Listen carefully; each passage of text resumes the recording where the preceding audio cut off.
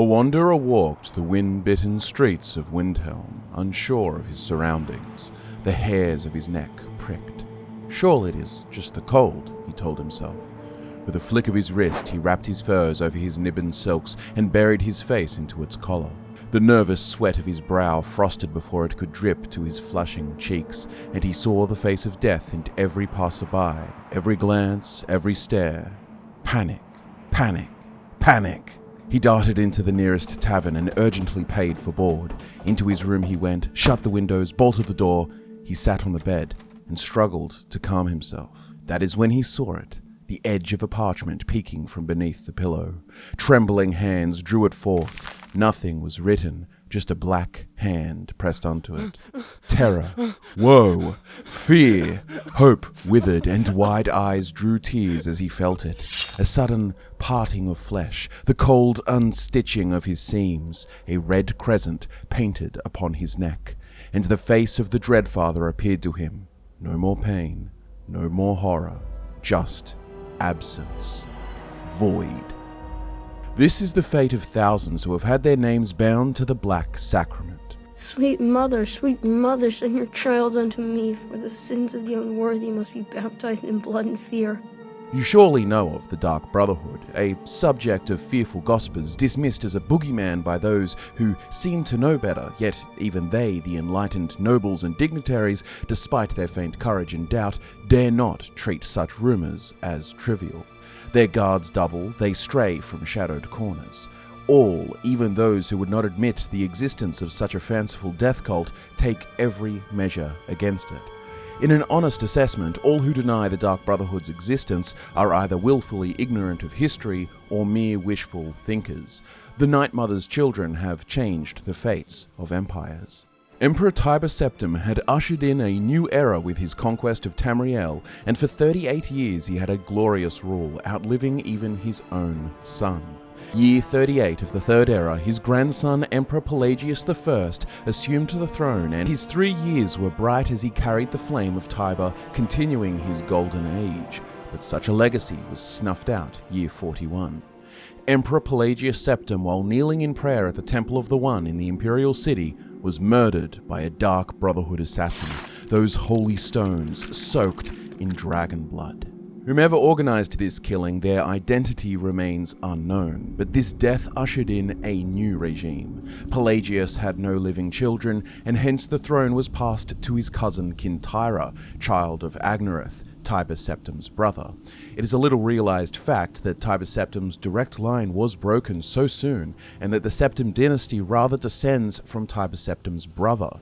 Alas, a topic for another time. The important fact of the matter is that the Dark Brotherhood had changed the course of an empire, and while we may only speculate about the future, it would seem that the Brotherhood has once again achieved such a feat.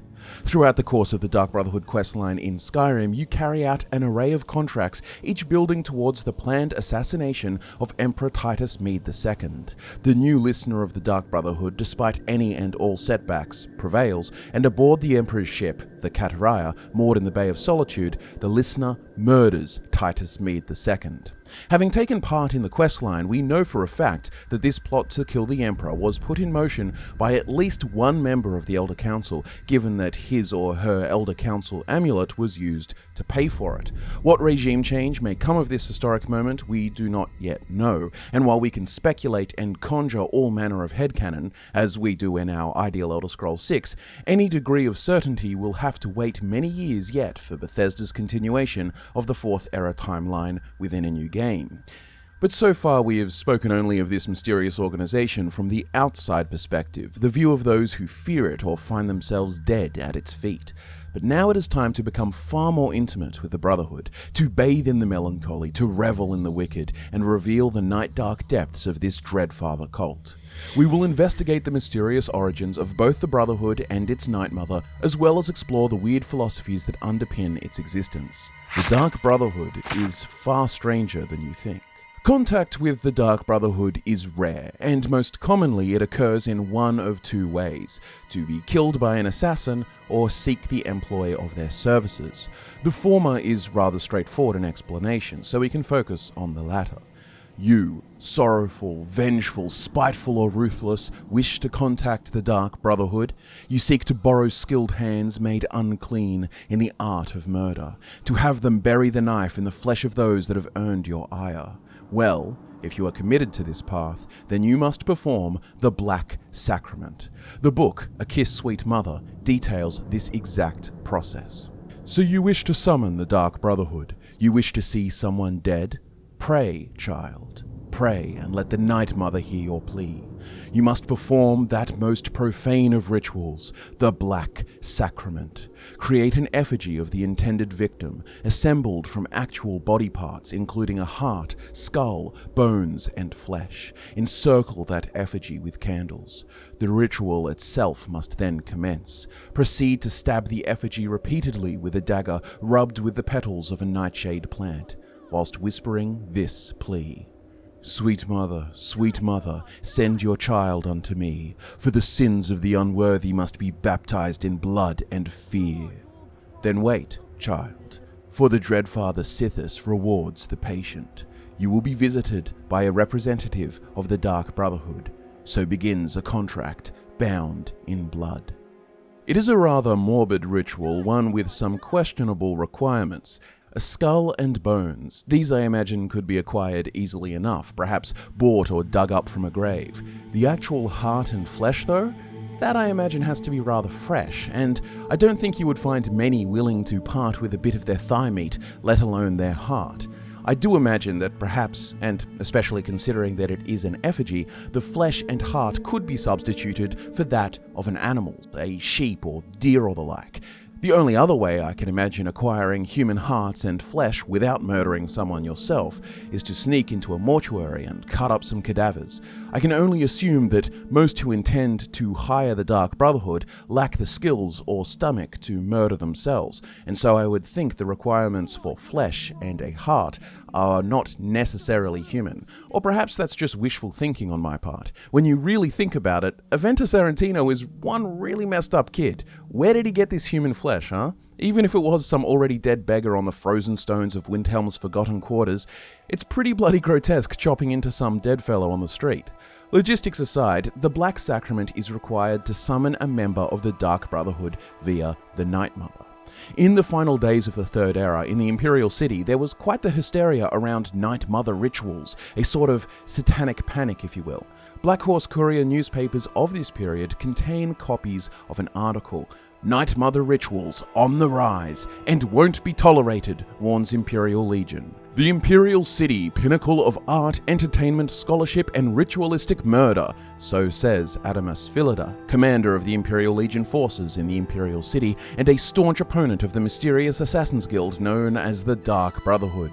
According to Philida, Imperial Legion soldiers have discovered 13 separate instances of the macabre Black Sacrament, a sinister rite purportedly used to summon a member of the Dark Brotherhood in order to arrange an assassination. The article continues to detail the contents of the book A Kiss, Sweet Mother, as well as several quotes from Commander Philida.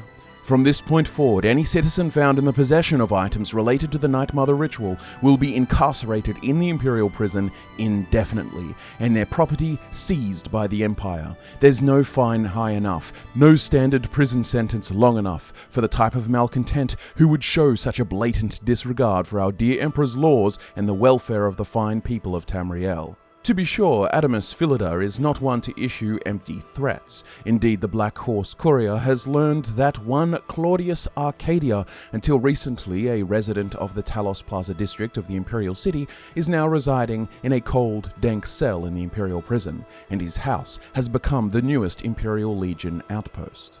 In the Elder Scrolls IV Oblivion, the game which is set in this very time period, you can find the Claudius Arcadia in question, standing haggard in the Imperial City prisons. So I wanted somebody murdered. So I prayed to the Night Mother. What is that? A crime now? They even took my house, those bastards. Ah! If one is inclined to do a little background investigation, you can head to the Talos Plaza district of the Imperial City and find Claudius Arcadia's house and read his journal. Entry 1. I've made up my mind. I don't care what it takes. I'll have my revenge. I've heard the stories about the Dark Brotherhood, about how they'll come to you if you perform some kind of ritual to their Night Mother. I don't know who or what the Night Mother is, and I don't give a damn. If I can do it, I will. I'll give the Dark Brotherhood anything they want, so long as they do what I can't. Entry 2. I've learned how to perform the ritual and have procured the necessary items. The bones and skull were easy enough to get, but the heart and skull were a bit more difficult. I'll make the preparations in the cellar. Entry 3. It worked! Last night I was visited by someone, a representative from the Dark Brotherhood. The Night Mother heard my prayers. The money was exchanged, and the man promised me I would have satisfaction. I don't know where he is hiding, and neither does the Dark Brotherhood, but as soon as he is located, Rufio will die. Rufio. Remember that name, because he will become far more relevant in a moment. So, perform the Black Sacrament, be met by a Dark Brotherhood member, exchange gold, and arrange the kill. This is the most common form of contact with the death cult, but there is a rarer still form of contact, one far more inviting. The Dark Brotherhood is a band of assassins fundamentally tied by one sacred principle, a love of violence and death. In any sanctuary, you will find members from all walks of life, of all races, of all former creeds and histories, united in a love of killing. And the great thing about killing a target up close and personal is you can talk to him before you do it. You know, say something scary. Oh, for example, this one time, I had a contract to kill a little Nord girl at her birthday party. She asked me if I was the jester. So I said to her, "No, I am a messenger of death." You should have seen the look on her face. Anyway, she won't be seeing age 6. Does death not come to us all? Is it not a certainty? I am therefore honored to be Doom's herald, to play some part in a being's inevitable end. In the Dark Brotherhood I found acceptance, love, and my life's true purpose. There is a hidden depth to their philosophical position, one that we will dive deeper into as the video progresses, but let's not get ahead of ourselves. The Dark Brotherhood are contract killers. They do it for money, yes, but most of all, it is a profession in which they find great joy. These are people who enjoy the craft of murder as an architect does his building, or an artist her painting. If you were out to create a collective of artists, you would seek those who have produced the finest art, those whose passion for the craft really shines through. It is the same for these killers. The Night Mother has watchful eyes, and through mysterious ways, the Brotherhood is made aware of amateur murderers who show potential. And when I say amateur, I mean it in the most antiquated sense, its meaning derived from the Latin amare, to love, to do something for the love of it. In the Elder Scrolls IV Oblivion, when you commit a murder, an ominous message will appear on the top of the screen. Your killing has been observed by forces unknown.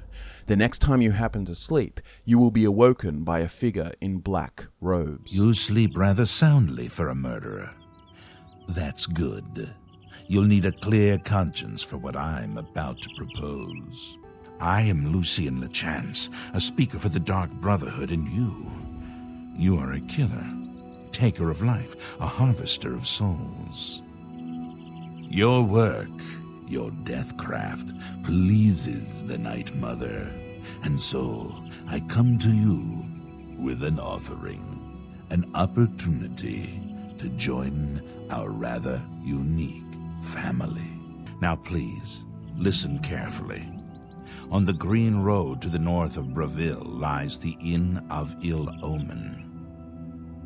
There you will find a man named Rufio. Kill him, and your initiation into the Dark Brotherhood will be complete.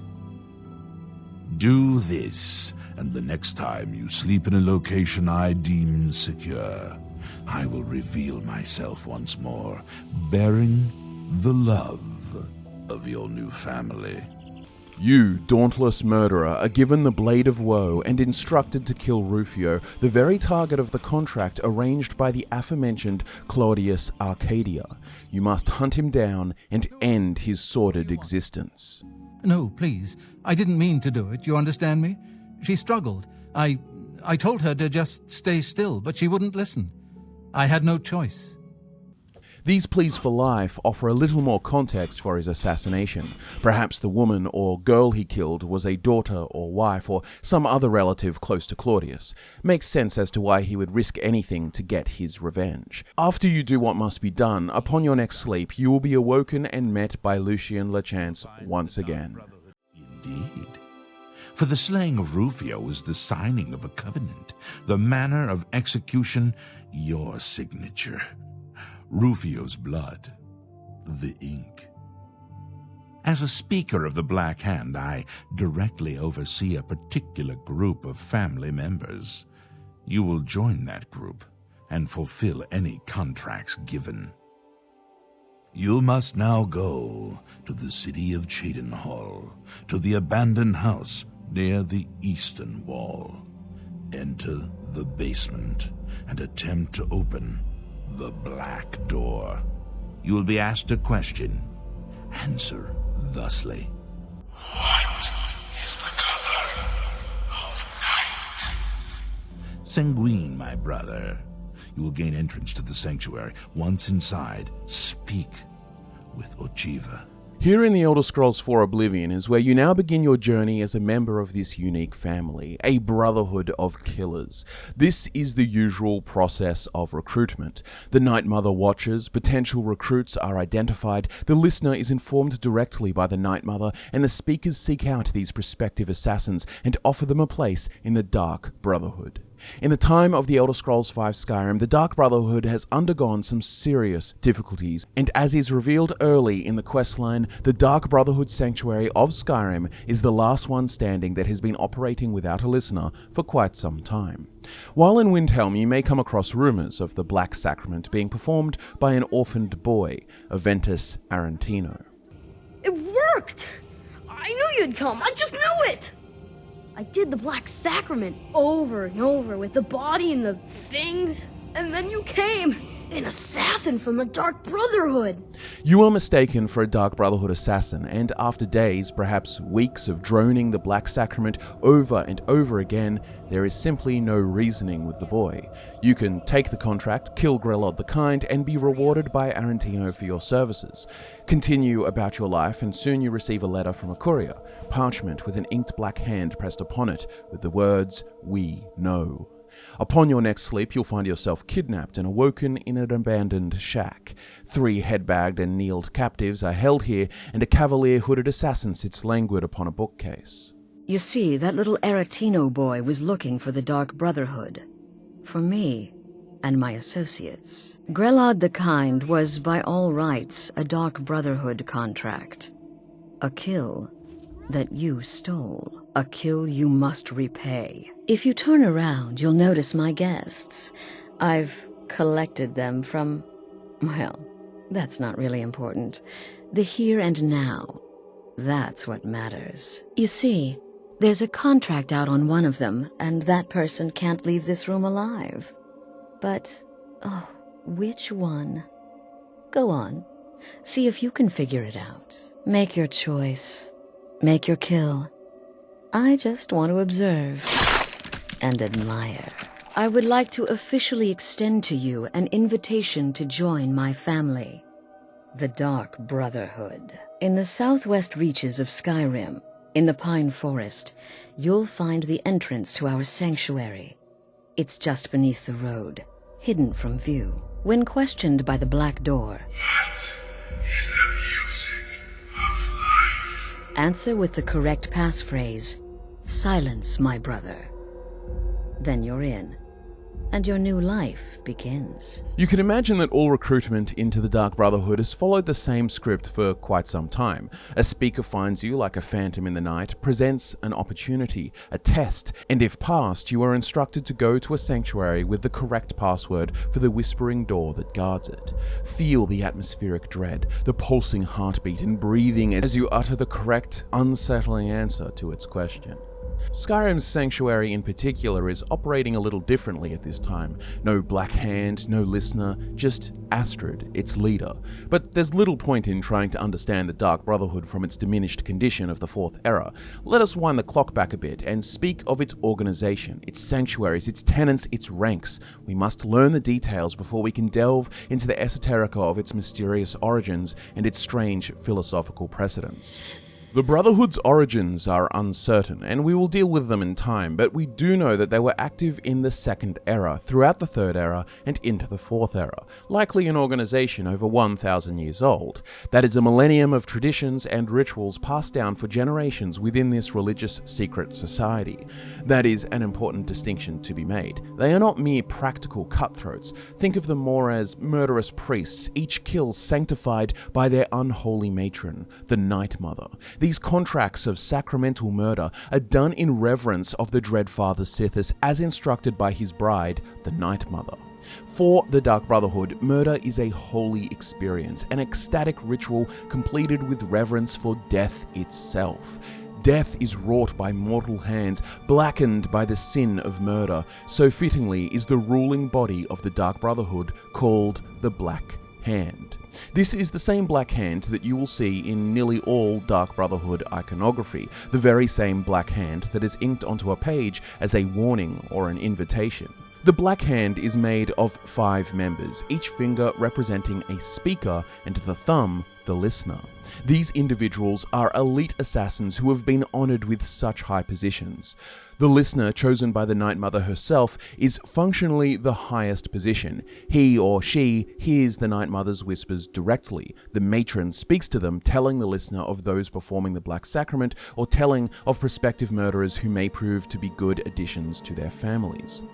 The listener then relays this information to the 4 speakers, who then, with their own sanctuaries and jurisdictions, relay these orders to their subordinates. Speakers personally bestow contracts upon their silencers, elite assassins of the highest rank outside of the Black Hand. They report to their speaker directly and seem to operate above sanctuary leadership. What is not commonly known among our family members is that the Black Hand employs a few additional numbers. As every hand has fingers, does not every finger have a nail, a claw, a talon? Every finger of the hand, every speaker has such a nail. These are the silencers. Each speaker employs his or her own private assassin to extend their reach and strike forth as necessary. The speakers also communicate with the sanctuaries laying about all over Tamriel. In Cicero's journal, he mentions the sanctuaries of Bruma, Cheydinhal, Wayrest, Corinth, and Falkreath, and this was at the time of decline. In the Second Era, we know of the Zith Iskul Sanctuary and the Gold Coast Sanctuary. The Brotherhood has clearly, in history, been a far-flung organization. The speakers relay contracts to sanctuary leadership, whom are usually the rank of executioner, like that of Achieva and Vicente Valtieri in the Cheydinhal Sanctuary. Beneath the rank of executioner is assassin, followed by eliminator, slayer, and then the lowest rank of murderer. I'm sure that throughout its 1,000+ years of operation, the Dark Brotherhood has had variations in rank naming conventions, and there are also specialist roles such as the Keeper, whose responsibility is the guard and preservation of the Night Mother's body. This is the role of Cicero at the time of Astrid's Dark Brotherhood. In all likelihood, there are other ancillary roles like messengers, spies, scribes, and chroniclers, some of which are mentioned in Cicero's journals. But no matter role or rank, each member of the Dark Brotherhood is bound by the 5 Tenets, sacred laws which all who serve the Night Mother must adhere to. Tenet 1. Never dishonor the Night Mother. To do so is to invoke the wrath of Sithis. Tenet 2. Never betray the Dark Brotherhood or its secrets. To do so is to invoke the wrath of Sithis. Tenet 3. Never disobey or refuse to carry out an order from a Dark Brotherhood superior. To do so is to invoke the wrath of Sithis. Tenet 4. Never steal the possessions of a Dark Brother or Dark Sister. To do so is to invoke the wrath of Sithis. Tenet 5. Never kill a dark brother or dark sister. To do so is to invoke the wrath of Sithis. The wrath of Sithis he speaks of is no mere turn of phrase. It is a spectre, a wraith-like apparition of Sithis itself that will seek retribution and drag the souls of those who break the tenets into the void. If one manages to survive the wrath of Sithis and defeat it, then they may be able to rejoin the Brotherhood, all the more aware of what awaits those who defy the tenets. This, however, is a privilege only afforded twice, for the third time is the charm and will result in permanent exile. I imagine there are very few fools who broke the tenets 3 times and lived, let alone surviving a single encounter. This brings to reason that Sithis, or at least some supernatural figure which is known as the Wrath of Sithis, is operating in the interests of the faction, implying some personal affinity for it in the least. The guardrails for adherence to the cult do not only exist within the hands of the supernatural. Drastic measures, at times, must be taken in order to maintain the integrity of the Brotherhood. I'm afraid there is a situation. The time has come to test both your skill and your loyalty to Sithis. The Black Hand has learned that the Dark Brotherhood has been infiltrated. By whom and for what purpose we do not yet know. What we do know is that there is some link between the traitor and the Cheydinhal Sanctuary. The traitor has tainted that place beyond repair. It was learned that the traitor has been active for quite some time, since before you joined the Brotherhood. That absolves you of any suspicion.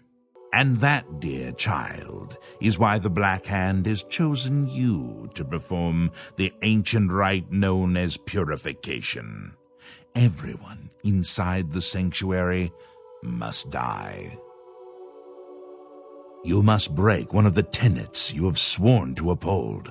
I know this is an unexpected turn of events, but drastic measures must be taken. Ochiva, Vicente Valtieri, Antoinetta Marie, Gogron Grobalmag, Talendril, Mirage Dar, and Tainava. All these family members must die. From this point forward, you are no longer bound by the 5 tenets. Sithis will forgive any murder, any theft, so long as you serve the Black Hand. This purification ritual is a process of burn it all down and start again. The Dark Brotherhood must not become infiltrated with those who would turn its purpose from the will of Sithis, or worse, destroy it in its entirety from within. Drastic measures. In Cicero's journal, this very same purification is referenced. Following the destruction of the Bruma Sanctuary, Cicero writes of his new place among the Cheydinhal Sanctuary in the year 186 of the 4th era. Speaking of Cicero, he is one such character who has a particular reverence for the traditions and rituals of Sithis and the Night Mother. He may be a little mad, but he does not stray from the true path. After all, he has spent years oiling and guarding the sacred corpse of the Night Mother herself. It's strange for us to pair the concepts of religiosity and murder together, but for the Dark Brotherhood this is very much the case. As with most religion, there are a few central characters or gods that are paramount to understanding the fundamental basics. For this death cult, it all centers around the Night Mother, the bride of Sithis. Before we go throwing names around and everyone gets lost, let's understand what the conventional knowledge regarding Sithis is and establish the Dark Brotherhood's perspective of Sithis, and then I'll shed light on the Night Mother's relationship to him.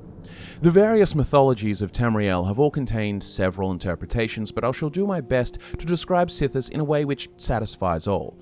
From the book, The Monomyth. All Tamrielic religions begin the same. Man or Mer. Things begin with the dualism of Anu and his other. These twin forces go by many names. Anu, Padme, Anuiel, Sithis, Akel, Satakel. It is not. Anuiel is the everlasting ineffable light. Sithis is the corrupting inexpressible action. In the middle is the grey maybe. Nirn in the Elnifex. In most cultures, Anoiel is honoured for his part of the interplay that creates the world, but Sithis is held in highest esteem because he's the one that causes the reaction. Sithis is thus the original creator, an entity who intrinsically causes change without design.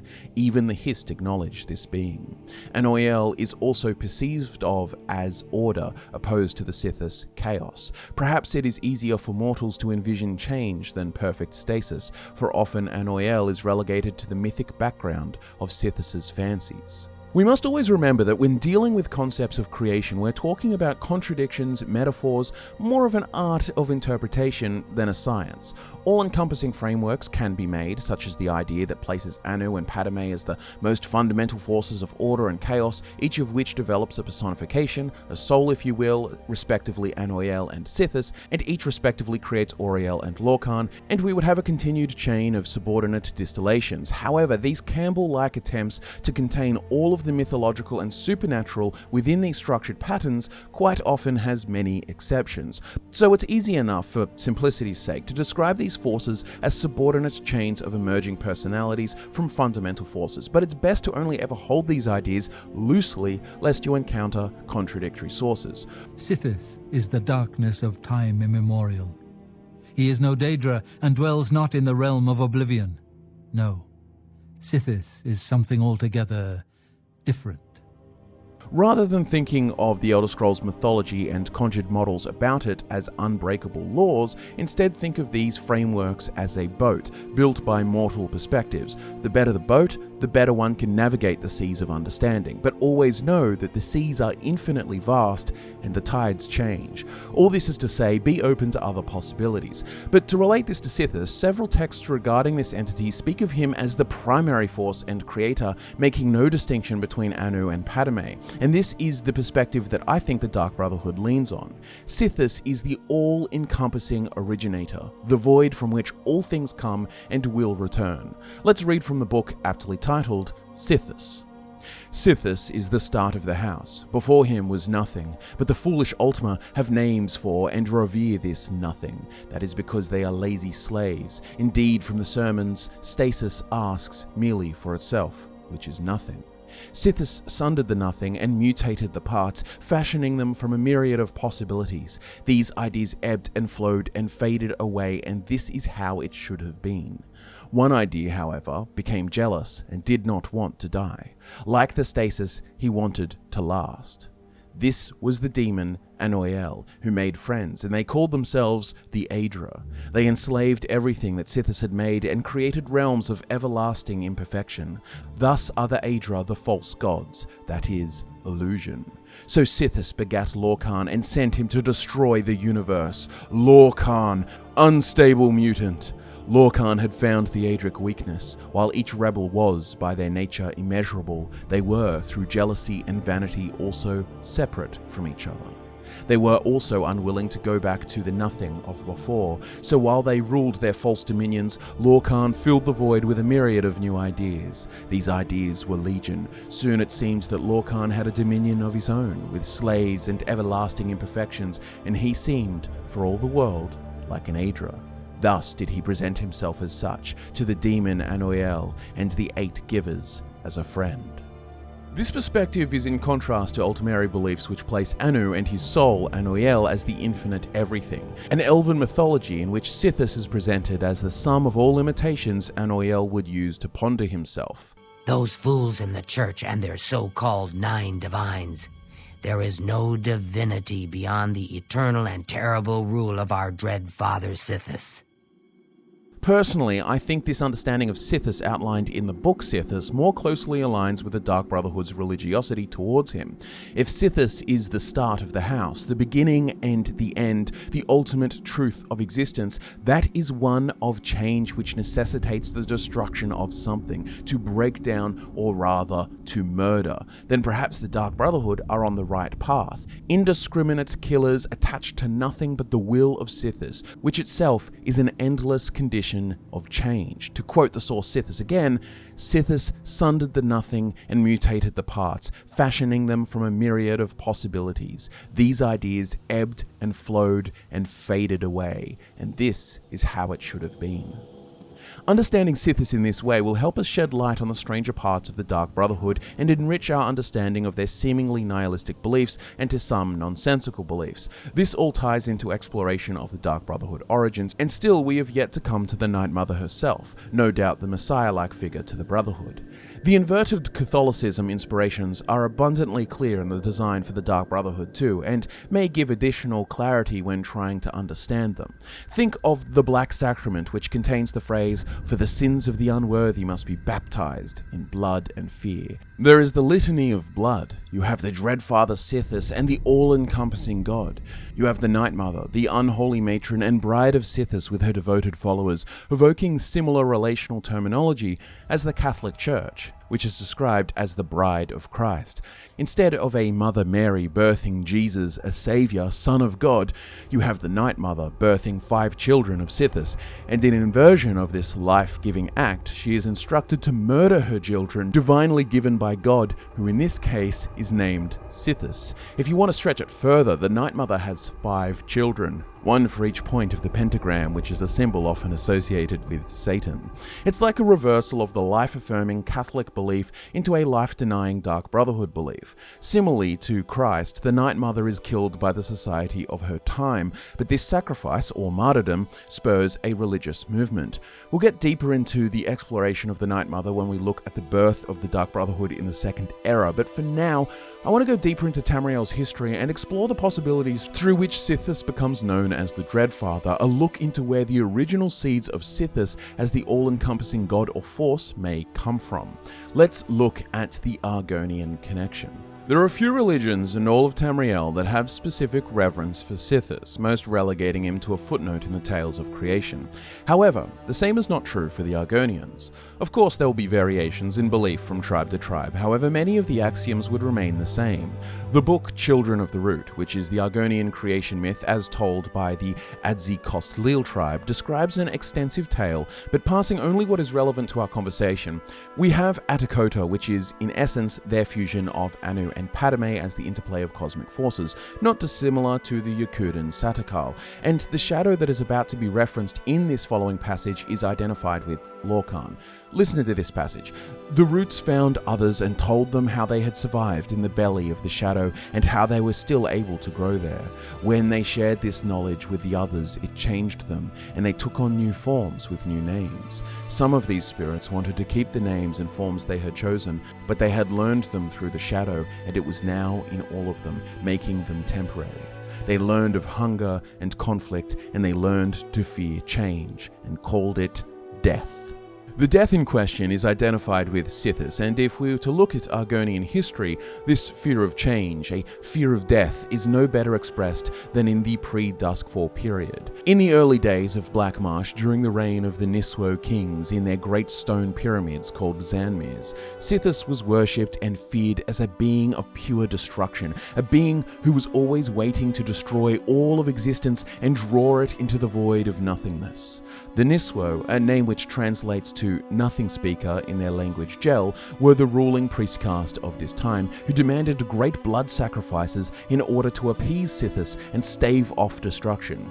Not everything is known about the calamity that was to follow, but there was a time known as the Duskfall, which resulted in the downfall of this monumental society, and with it came revelation.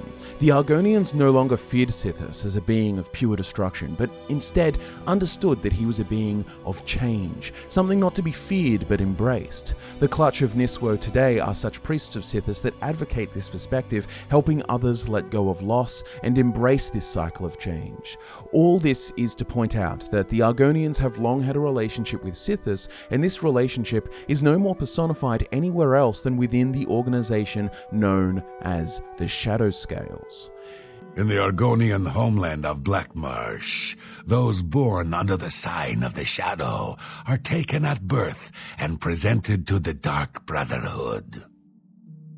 A Shadowscale hatchling is trained in the arts of stealth and assassination and lives a life in service to the mighty kingdom of Argonia. Any Shadowscale who lives to come of age is accepted into the Dark Brotherhood as a full member of the family. So it was with myself and Ochiva. I see you have been speaking with Tanava. What he says is true. All our lives we have lived together in the shadows. We are eggmates, twins. We were taken at birth and given to the Dark Brotherhood. We returned to Black Marsh as Shadowscales, trained in the arts of stealth and murder. Together, we served our nation as spies and assassins, as all Shadowscales do. When we came of age, we joined the family as one, and here we are. The Shadowscales are emblematic of the deep-seated connections between Argonians, Sithis, and the Dark Brotherhood. It would seem that given their reliance on the Dark Brotherhood for training, that the Shadowscales have existed for nearly as long as the Brotherhood have, and estimations place its origins in the Second Era. This text, Beware the Shadowscales, dated to the time of the Second Era Interregnum, speaks of the Shadowscales as a recently emerging group. Shadowscales are reptilian kith born under the sign of the Shadow. Plucked at birth and offered to the detestable Dark Brotherhood, these hatchlings are a boon to their cause and are expertly trained in the art of furtiveness and subtle bloodshed. When fully formed, they are embraced by these Sithis cultists and accept warrants for assassinations, just as their higher race kin have infamously done. Now that Shadowscales are incorporated into Argonian society, their targets benefit only the lizard folk. How such targets are determined is still unclear. It is believed the Shadowscales follow the identical 5 tenets of the hated Brotherhood. Through capture and torture of suspected members, we know that an order is never disobeyed or refused if given by a superior. A fellow Shadowscale is never the target for these cutthroats, and Shadowscales deserting the Brotherhood are hunted and slain. As our dealings with the Morag Tong have taught us, an Assassin's Guild functioning as an adjunct to an official government is a powerful threat. Now the Argonians have organized such a force which must be watched, infiltrated, and utterly confounded until broken.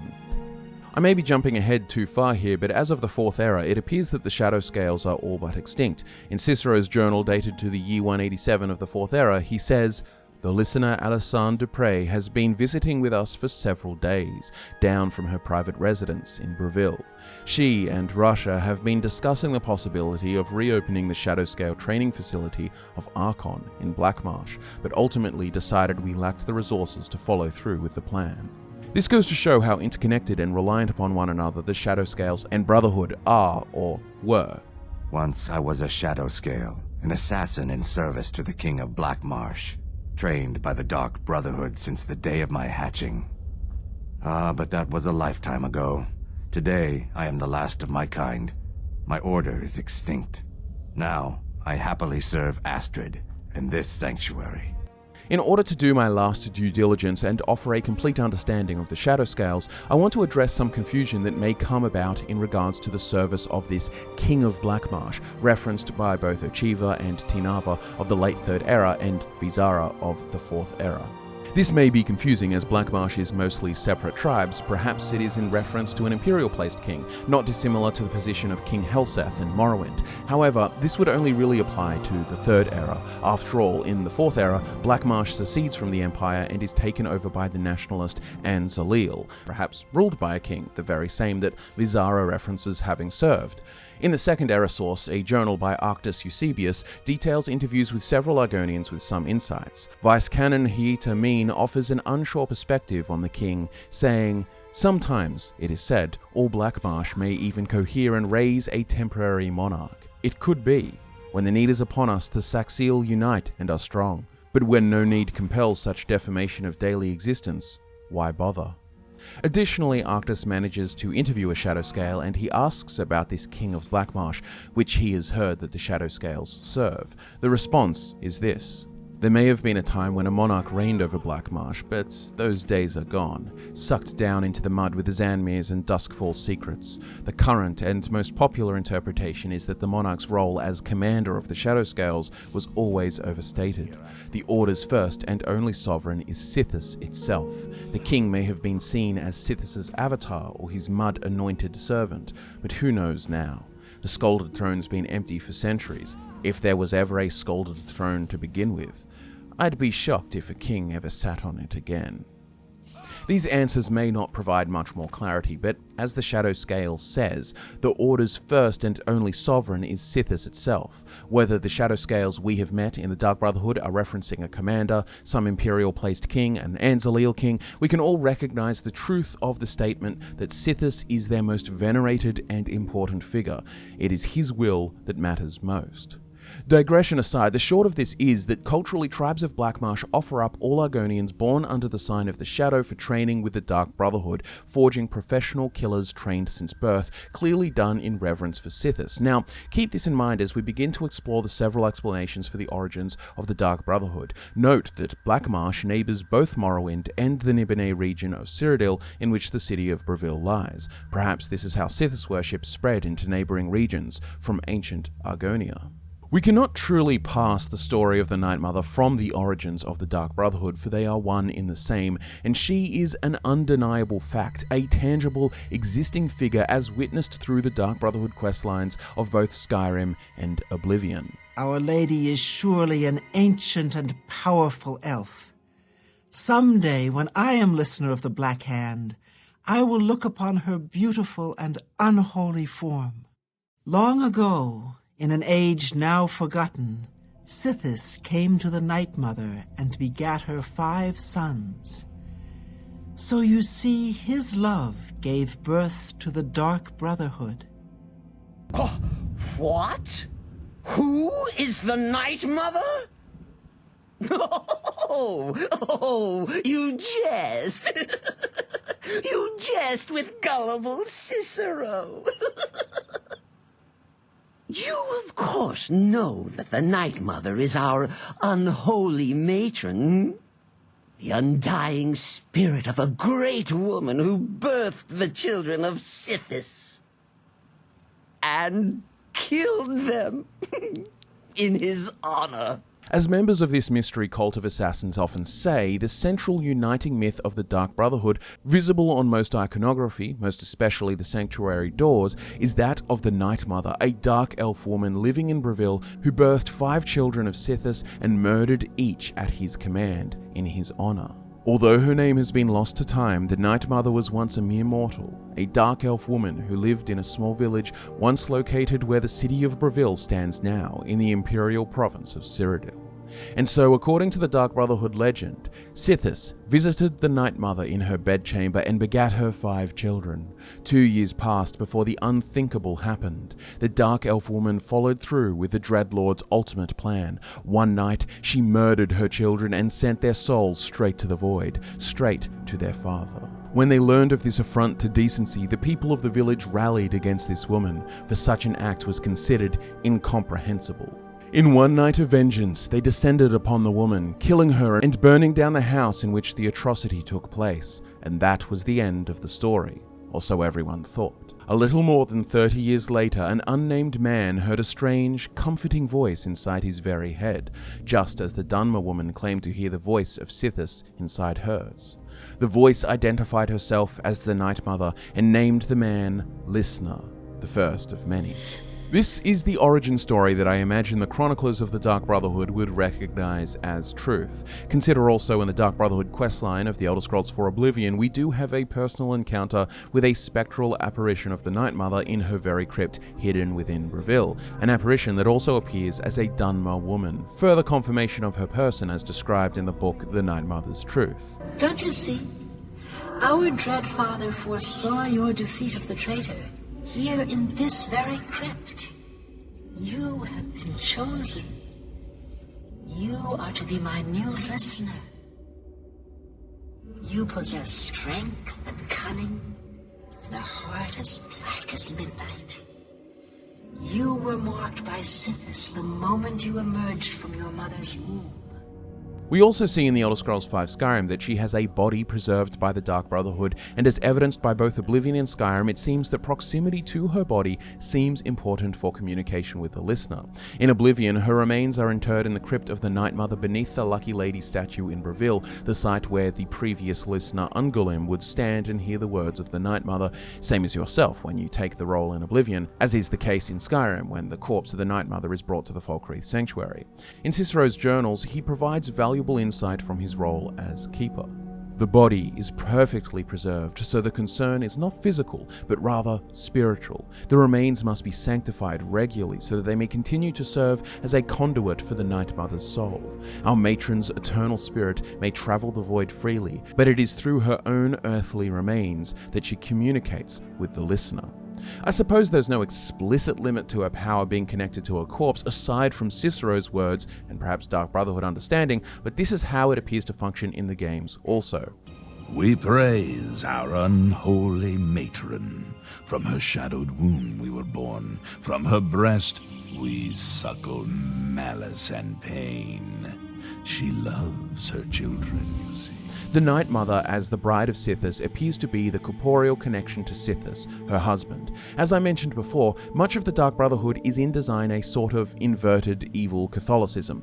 Similar how in Catholic theology, Jesus Christ is the physical connection to the unknowable God, the Father to man. Likewise, the Night Mother is the connection to the unknowable Sithis, the void itself.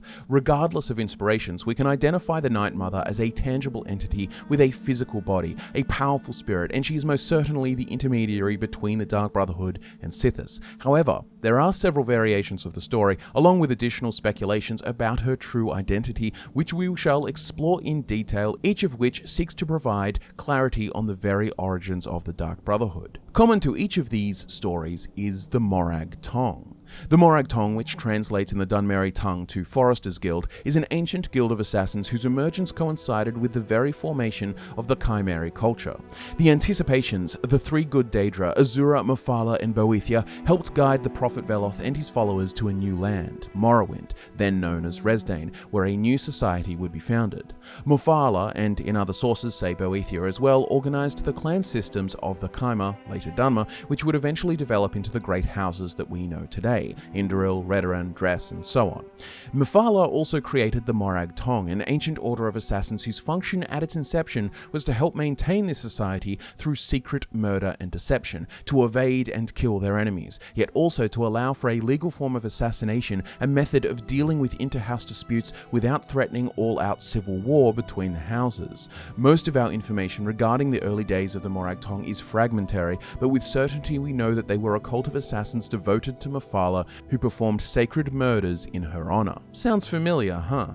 Yet one glaring difference between the Dark Brotherhood and the Morag Tong is its legality. Since the First Era, the Morag Tong have been authorized by governance to carry out murder through contracts known as honorable writs of execution.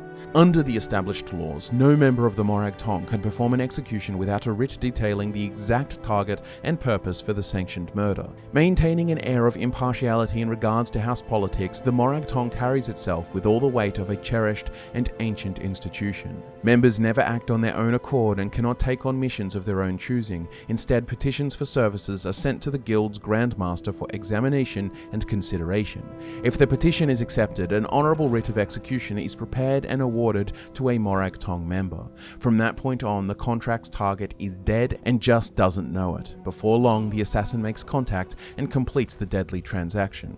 Unlike other killers or even those crazed fanatics that belong to the Dark Brotherhood, the Morag Tong assassins admit to their acts and proudly brandish their honorable writs of execution after each kill. These writs pardon a Tong member of any legal entanglements that may occur in the administration of the associated contract. Indeed, by law, a Tong executioner must step forward and proclaim that a kill was performed legally and to the letter of the contract, thus absolving him or herself and averting any subsequent ramifications related to the act. The Tong claim to provide no safe harbor for criminals, so any member that does not comply comes under investigation and internal punishment. The Dark Brotherhood, in contrast, operates well outside any consideration for legal authorizations. They operate entirely at the behest of the Night Mother. Of the four major sources, the Night Mother's Truth, the Brothers of Darkness, Fire and Darkness, and Sacred Witness, they all tell the tale of the Dark Brotherhood emerging from or because of the Second Era decline of the Morag Tong. At the end of the First Era, during the Fourscore War of the Riemann Empire with Morrowind, the Morag Tong performed the assassination of Emperor Riemann III and his son, Prince Juliak, ending the Riemann dynasty. The Akaviri potentate Versidue Shea assumes the imperial throne and declares the start of the Second Era. In the early Second Era, the Morag Tong were a far-flung organization spread all across Tamriel, performing high-profile assassinations of monarchs and nobles, yet eventually they would be defeated by their hubris. According to the book The Brothers of Darkness, Morag Tong doctrines had developed, stating that while Mephala does grow stronger with every murder committed in her name, certain murders were better than others. Murders that came from hate pleased Mephala more than murders committed because of greed. Murders of great men and women pleased Mephala more than murders of relative unknowns. This emerging philosophy would be their undoing. In the year 324 of the Second Era, Morag Tong assassins murdered the potentate Versidue Shea in his palace at Senchal. In his very own blood, they painted the words Morag Tong across the walls. Immediately, Tamriel erupted in panic and the Morag Tong were outlawed throughout the continent. Every sovereign gave the cult's elimination his highest priority. Nothing more was officially heard of them for 100 years. The Morag Tong managed to survive this period within the bounds of Morrowind, continuing their ancient traditions of honourable executions as per their sacred writs. However, there is speculation that in order to remain in the good graces of the law, they had to appease Vivec of the Tribunal. From the book Fire and Darkness. In order to exist, the Morag Tong must have appealed to the highest power in Morrowind, which at that time, the Second Era, could only have been the Tribunal of Almalexia, Sothersil and Vivec. Mephala, whom the Tong worshipped with Sithis, was said to have been the anticipation of Vivec. Is it not logical to assume that in exchange for toleration of their continued existence, the Tong would have ceased their worship of Mephala in exchange for the worship of Vivec? This is a neat explanation, however it can be seen throughout the games that the Morag Tong in both The Elder Scrolls III Morrowind and The Elder Scrolls Online still worship Mephala. Regardless of the Morag Tong's continued existence, it is within this same time period of the Second Era that marks the emergence of the Dark Brotherhood, leading many to believe that the Sithis worship and cult of assassins came about as a result of a religious schism within the Morag Tong. It is also curious that this book Fire and Darkness states that the Morag Tong also worshipped Sithis, but there seems to be no other mention of this claim in the lore. Consider also this book is written by a Nord scholar writing from an outside perspective, perhaps a bit hasty to make such a direct connection between the Brotherhood and the Tong. Personally, I take this claim as Sithis worship with a huge grain of salt. The very same book, Fire and Darkness, asserts that the Night Mother is Mephala herself. The Night Mother, my dear friend, is Mephala. The Dark Brotherhood of the West, unfettered by the orders of the Tribunal, continue to worship Mephala. They may not call her by her name, but the Daedra of murder, sex, and secrets is their leader still. And they did not, and still do not, to this day, forgive their brethren for casting her aside. This is a neat little explanation that would offer reasoning as to why the schism happened, and as to why the two factions continue to have such a long-standing animosity towards one another, but again, this relies upon the assertion that the Morag Tong replaced worship of Mephala with Vivec, which, with more intimate knowledge of the guild, one knows this is not the case. But wait a second, we won't abandon the fun idea of Mephala as the Night Mother just yet. There are most certainly some interesting connections and theories to be made, strung from more esoteric sources, such as the 36 Lessons of Vivec, but for now let's continue to properly explore the other explanations for the origin of the Dark Brotherhood and the Night Mother. I've always wondered who the Night Mother really is. Some say she's an old woman who lives somewhere here in Cyrodiil, but I'm not so sure.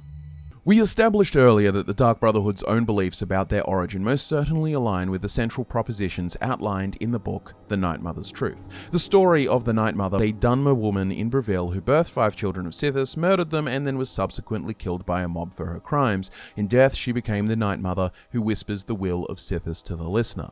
I did not mention then the other details in this book which established that the Night Mother, as a mortal, was a member of the Morag Tong. I would say it is best to let the book speak for itself. She was a respected member of the Morag Tong, and like her fellow members, this woman made her trade as an assassin in service to the Daedric prince, Mephala. In fact, the woman held the title of Night Mother, reserved for the highest-ranking female member of the organization. To be Night Mother of a particular sect was to be that group's matron, the favored of Mephala, both respected and feared. However, it was not Mephala who facilitated the transformation from woman to spectre, but another, some would say far deeper form of evil, Sithis, the Dreadlord, embodiment of the unending void. Following the Potentate's assassination in 324 of the Second Era, strife descended upon the Morag Tong, and the guild was all but eradicated in Cyrodiil and much of the Empire. It was shortly after these events that the Dunmer woman claimed to hear the voice of Sithis himself.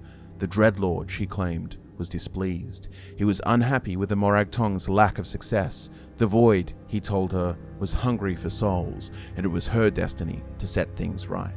The idea that the Night Mother was reserved for the highest-ranking female member of the Morag Tong is not found alone in this text. In the historical fiction 2920, the last year of the First Era, a woman known as the Night Mother is seemingly leading the Tong and facilitating the assassination of the Emperor Riemann. Inear Gorming, author of Fire and Darkness, states, "Who the Night Mother is, where she came from, what her functions are, no one knows." Karlovac Townway, in his generally well-researched historical fiction 2920, the last year of the First Era, tries to make her the leader of the Morag Tong, but she is never historically associated with the Tong, only the Dark Brotherhood. As much as I find much of the information in Fire and Darkness subject to much scrutiny, he is not wrong in saying that the Night Mother is never historically associated with the Tong. Gaston Bellafort, author of The Night Mother's Truth, makes the assertion that the Night Mother is a high-ranking female of the Tong, but it is quite possible that this knowledge is built upon the historical fiction by Townway that places the Night Mother as such, rather than it being based upon any verifiable historical precedent. And as always seems to be the case, it seems an attempt to deepen the connection between the Dark Brotherhood and the Morag Tong. That's not to say that we should be in disbelief of the idea that the Dark Brotherhood splintered from the Morag Tong, but rather we should be skeptical of convenient and neat explanations. Outside of the historical fiction 2920 and sources that seem to reference this fiction, there seems to be no evidence of Night Mother as a rank amongst the Morag Tong. It is entirely possible, and for myself far more believable, that the Night Mother title describing the woman who murdered her 5 children of Sithis was an entirely distinct conception. No Morag Tong ranking conventions seen in the Second or Third Eras make mention of this Night Mother title. There is no evidence of Night Mother as a title for high-ranking female members except in books by cultural outsiders and historical fiction writers. There is one utterance of Night Mother by a member of the Morag Tong that I could find.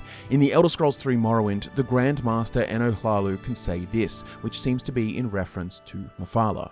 "You have come to see what writs are open. Or perhaps you want special duties to spread the Night Mother's glory." If anything, there is a whole other array of confusion to be had within the Dark Brotherhood itself in regards to the Night Mother title. In the Elder Scrolls III Morrowind, as part of the Morag Tong faction, you can receive special duties to hunt down members of the Dark Brotherhood operating on Vardenfell who are being sheltered by Mehrunes Dagon cultists, but there are a few kills to be made which culminate in a mission to kill the Night Mother of the Dark Brotherhood in Vardenfell, an Imperial assassin named Severia Magia. Confusion engaged. Now, disclaimer, this in all likelihood is a result of retconned lore changing over time. The Dark Brotherhood of Oblivion seemingly overhauled the faction quite a bit and gave them a far more distinctive culture and origin. Bear in mind that of all the sources mentioned previously regarding the Night Mother, only the Brothers of Darkness and 2920, the last year of the First Era, were featured in the Elder Scrolls III Morrowind, both of which speak of the Night Mother as a particular person or series of persons of the same title. The whole Night Mother as a bride of Sithis killing her own kids and becoming a spectre thing was introduced in the Elder Scrolls IV Oblivion. Hence, in the Elder Scrolls III Morrowind, the Night Mother you are sent to kill by the Morag Tong is in essence a local guildmaster of the Brotherhood. The Dark Brotherhood of the Elder Scrolls II Daggerfall also does not feel very in line with post-Oblivion Elder Scrolls conceptions. The Night Mother is described as the leader of the Dark Brotherhood, and the faction as described in dialogue is considered to be a very mysterious organization, often hired as assassins by the more pragmatic rulers. They have a reputation as maniacs and Daedra worshippers, but they must be doing something right. They've been around for thousands of years. They're a sort of religious group, but not like a temple. Imagine a bunch of priests with knives and blood on the mind. I'm sure that there can be some conjured explanation as to how the Night Mother title was both a rank and the actual Night Mother, and I'm sure some kind of etymology of the title can be made, integrating all of the sources into one tidy explanation. But look, the 100% realist answer that you're gonna get is that Oblivion retconned what the Night Mother was For the better, I think. So, lore since the year 2006 has treated the Dark Brotherhood as we have been discussing.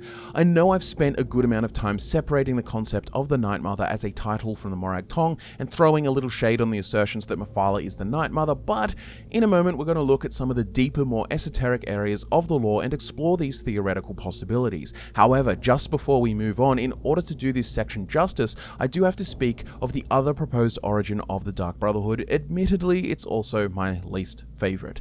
The book Sacred Witness details an encounter with the Night Mother by Enric Milres, in which he is revealed to by the Night Mother that she was once a member of the Thieves Guild who, along with a few other members, found it more effective to just strangle the owner of the house they were burglarizing. She found that killing could be a lucrative business, and the Morag Tong was collapsing at the time, and so she recruited many of them into her burgeoning murderous syndicate that would come to be the Dark Brotherhood. Presumably, she would go on and die and become the spectral Night Mother that leads the Brotherhood today. I'm probably biased, but I just think this is such a boring origin and does not reflect the cult-like attitudes of the Dark Brotherhood that we know.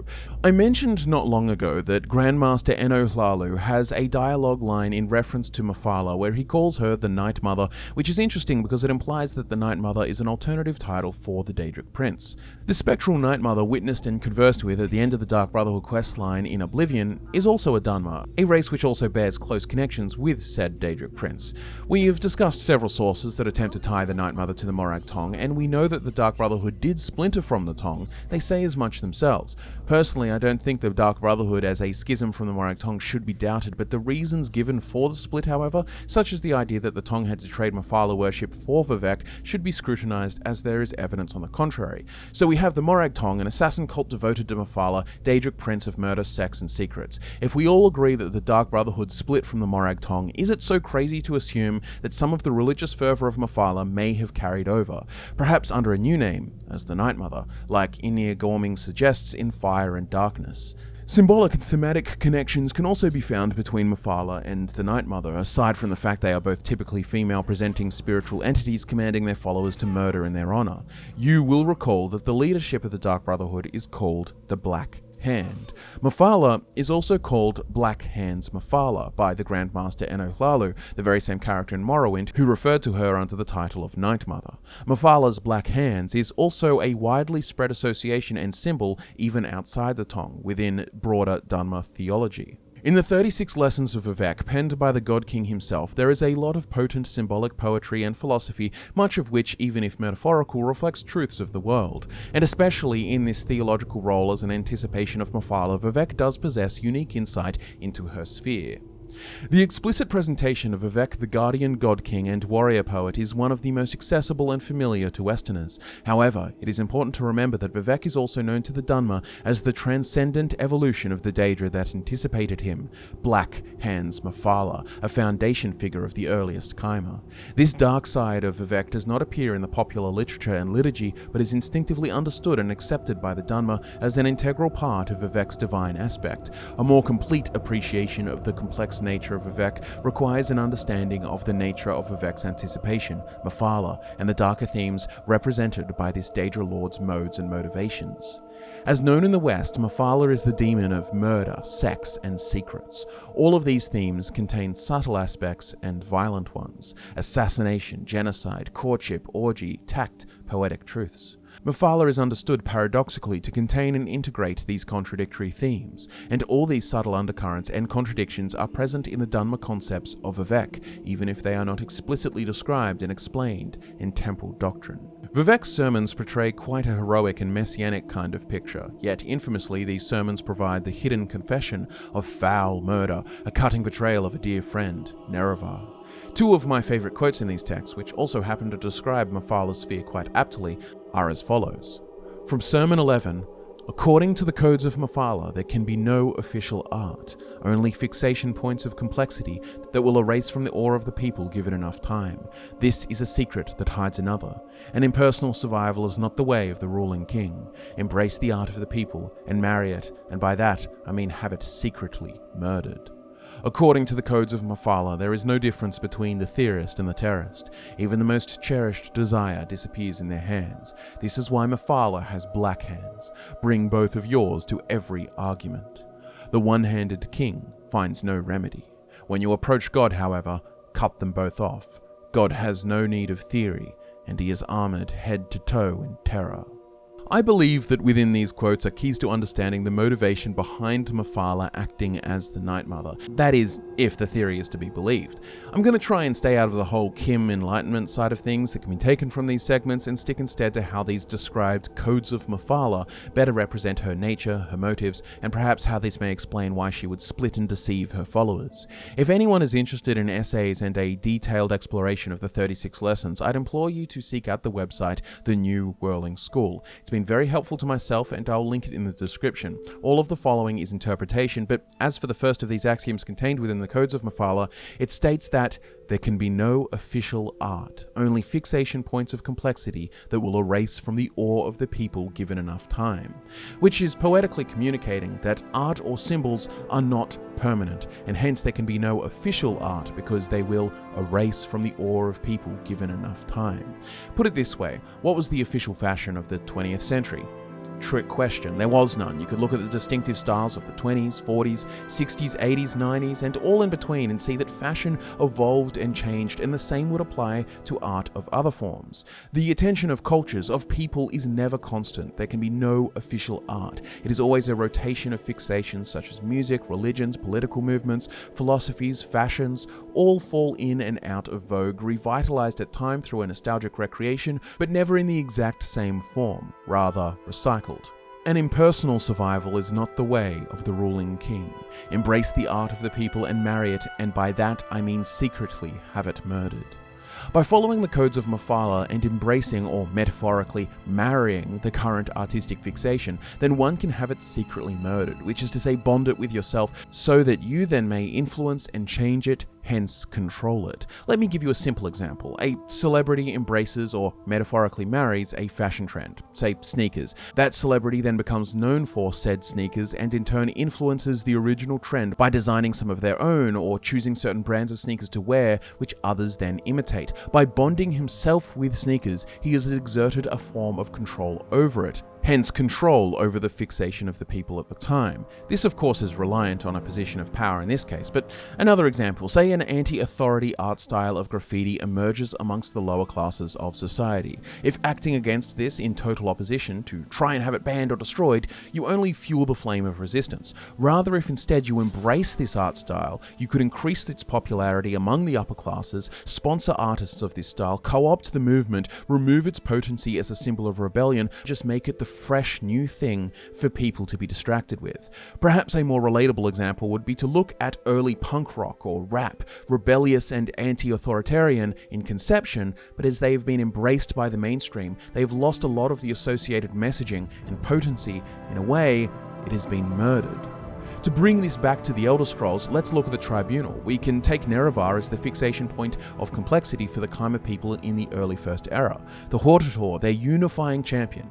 Induril Almalexia literally marries Nerevar, which gives him the name Induril Nerevar, and this is already an example of some cultural control exerted. Nerevar, the symbol, is now eternally connected to House Induril and its legacy. Beyond this, the Tribunal of Vivek, Sothasil, and Almalexia secretly murder Nerevar and spin a different story about his death. Metaphorically, they have married the symbol of Nerevar, a fixation point of the people that they have co-opted and then used this to bring about their own power. It could be easily concluded that marrying, co-opting, embracing the art, symbol, or fixation point of the people allows the individual who does so to control and manipulate the society, as is the case with the death of Nerevar. Ironically, the Temple Ordinators, sworn defenders of the Tribunal, wear masks that bear the visage of Nerevar in honor of him, unknowingly defending the very individuals that betrayed him.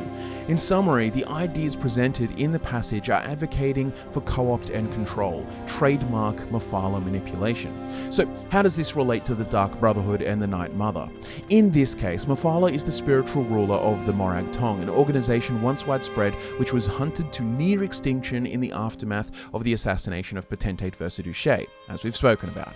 Her influence, her ability to command assassins all over Tamriel over the period of a century was greatly diminished and became restrained to Morrowind alone. The Morag Tong had become detrimental to her goals, infamous beyond utility, so one could speculate that this schism which created the Dark Brotherhood was of her own design, intended to spread a new organization which still carries out her goal under a new guise, a new symbol, a new fixation point, the Night Mother.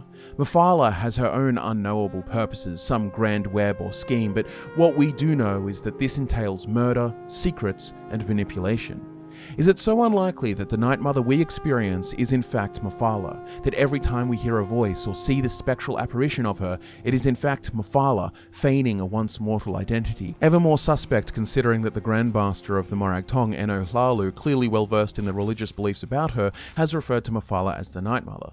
It is possible that there is much to be gained in this arrangement, for what she lost in the Morag Tong in the Second Era was regained in the form of the Brotherhood, a continental organization of assassins partaking in a religious-like devotion to the art of murder and deceit, an organization that since its emergence in the Second Era has shaped history. Think of the assassination of Emperor Pelagius, or the much more recent killing of Titus Mede II. Has Mephala co-opted a new symbol, the identity of the Night Mother, the Bride of Sithis, in order to maintain influence over the sphere of murder, to continue her machinations? Think for a moment of some of the more fundamental thematic similarities. Think of acquiring the Ebony Blade, the artifact of Mephala in the Elder Scrolls V Skyrim. To unlock its true potential, you must kill friends and those that love or trust you. There must be betrayal. And what greater betrayal is there than to murder your very own children, as the origin stories of the Night Mother detail? Could perhaps the parable of the mortal Night Mother slaughtering her own children for the will of Sithis, which is that of change, inextricable from the concepts of death and destruction, in fact be allegory for the betrayal of her own children, the mostly Dunmer Morag Tong, allowing them to be subverted by a new organization, the Dark Brotherhood, free from the constraints of its cultural roots? Think also of how in Oblivion the Night Mother has allowed the traitor Matthew Bellamont to carry out his plot in order to bring about renewal despite the death of her followers. You see, I have known of Matthew Bellamont's intentions since he was just a boy. I knew of his thirst for vengeance. I could have informed my listener, but I refused. Refused to reward such incompetence. Ungoliant was weak. Indeed, I allowed Matthew Bellamont to proceed on his destructive course, just as I allowed you to intercept him. In the sense the Dark Brotherhood are considered children of the Night Mother, she has shown her willingness to allow for their betrayal, which again is on theme for Mephala. The thematic similarities are abundant and clear, but now I want to focus on the second axiom from the codes of Mephala. There is no difference between the theorist and the terrorist. Even the most cherished desire disappears in their hands. This is why Mephala has black hands. Bring both of yours to every argument. The one-handed king finds no remedy. The Black Hands Mephala is named so because she has blackened her hands by becoming intimate with both the domains of theory and terror. A one-handed king, meaning a king who employs only theory or only terror, will not be able to rule effectively. Both hands must be used. Theory, that is logic, reason, the word, and terror, that is hysteria, fear, the sword. To wield both is the path to achieving one's goals. The New Whirling School site has an essay regarding Mephala, saying, Mephala operates without desire. She performs sex without lust and murder without fear. She seeks action without the desire for result. If this interpretation is correct, then does it not correspond well to what is the will of Sithis? Sithis sundered the nothing and mutated the parts, fashioning them from a myriad of possibilities. These ideas ebbed and flowed and faded away, and this is how it should have been. Sithis of endless ebb and flow, unlimited mutation, destruction, and creation. Mephala herself, a being of murder, of secrets, of sex for their own sake, creating cults such as the Morag Tong and perhaps the Dark Brotherhood, only to propagate these domains for their own sake. As I said earlier in the video, most if not all assassins of the Dark Brotherhood murder not for sake of occupation alone and the material rewards to be gained, but for the love of the act in itself. They blacken their hands, becoming intimate with theory and terror. Desire disappears in the hands of a theorist, and fear does not exist in the hands of a terrorist, who become clear of mind and devoid of fear. The greatest assassins of the Brotherhood, the Black Hand, do not fear death, they embrace it, practice its artistry, and they have no desire, no grand goal, other than to continue to murder, to be tools for the will of Sithis, which is change for its own sake, with no final desire or goal. I can spin symbolism and illusions, and we can cite Fire and Darkness where he makes such an overt claim that Mephala is the Night Mother, but there is no certainty to be had here. After all, who can be certain about the web spinner? The connections between the Dark Brotherhood and the Morag Tong are undeniable. The connection between Mephala and the Night Mother, on the other hand, It's far less conclusive, yet still very intriguing and possible. Regardless of any complexities in origin, we have certainty about the diminished state of the Dark Brotherhood at the period in which the Elder Scrolls V Skyrim takes place, year 201 of the Fourth Era. Their arrival's the best thing that's happened to the Sanctuary in years. Astrid is an effective leader, but we've been rudderless for too long. Scrounging for contracts, abandoning the tenets, the Dark Brotherhood has been reduced to a group of common cutthroats. Frankly, it's embarrassing. When you first join the Dark Brotherhood, you are quick to realize that the Falkreath Sanctuary is the only still functioning Dark Brotherhood sanctuary in all of Tamriel, and on top of that, it currently has no listener, meaning the will of Sithis is not relayed through the Night Mother, making the only functioning remnant of the faction a shadow of its former self. The unsung hero of the Dark Brotherhood is in fact Cicero, that chirpy little jester and keeper of the Night Mother's corpse. He, despite all odds, and at the cost of his sanity, kept the Night Mother from the hands of those who may destroy her, and ultimately reunites her with the Falkreath Sanctuary, where you, the new listener, are revealed. The final listener before you was named Alessandre Dupre, and she had died in the year 188 of the Fourth Era, 13 years prior, so for 13 years the Dark Brotherhood was operating without a proper leader. Cicero's journals are an invaluable resource, as well as the Elder Scrolls Legends Dark Brotherhood storyline for properly understanding what happened.